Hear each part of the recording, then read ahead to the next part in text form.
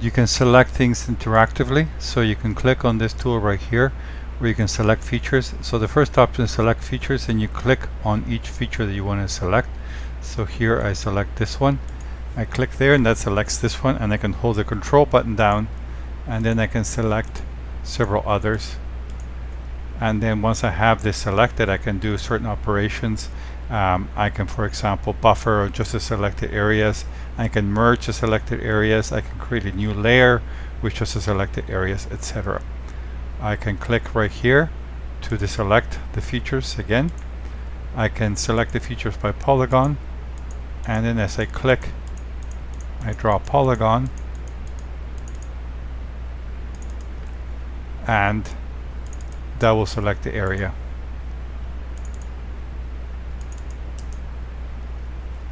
You right mouse click to finish, and it brings up all the things you highlighted. So even if it highlights just a little bit of one area, it will select the whole thing. So once again, you click on, and you notice that we had excluded this one right here, so I click on right here like so.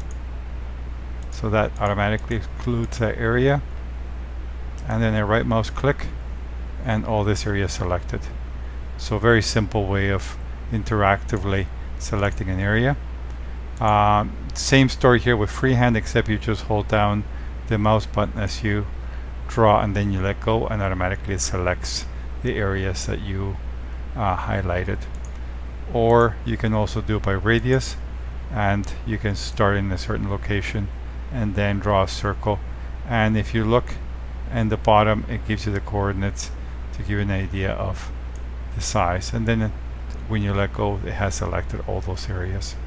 So very straightforward. Typically you don't do a lot of selections interactive like this, but it's a nice tool to have. Most of the time you would use an expression, so select by expression, and most of the time you would do it by field and values. And here you see the different fields that you have. So you have the local code, local name, null, neighbors. Those are the two empty ones that were in the original file. And then we see local geography, and this comes from over here, this link table. If we want to look at the link right there, this is one that we did before. We see it right there, and we can press edit and see the edit. So we are editing and linking on local codes. If I want to only see the urban, all I have to do is click on urban right here, and then I won't have repeats of these two that show up on this layer as well. So this is a way of making sure I have less junk sitting around. So now when I click on the information, you see here that only urban shows up and the other categories don't show up anymore. So that makes life a little simpler there. So once again, when we go back to selecting by feature, and we say fields and values, so we have this field right here, the one that we have the urban categories. So we double click, then we say equal to, because we have to create an expression to do this search. So we want the information in this field, urban category, from this table right here that was linked to the geography, equal to. But now the problem is remembering what all those categories were. So by clicking here and clicking all unique, I can say it will automatically list all the unique entries. So I can double click on Metro and then press select, and now you can see that my metro areas have been selected. So those are the urban parts of Calgary and Edmonton. Once you have those selected, you may want to merge them all together.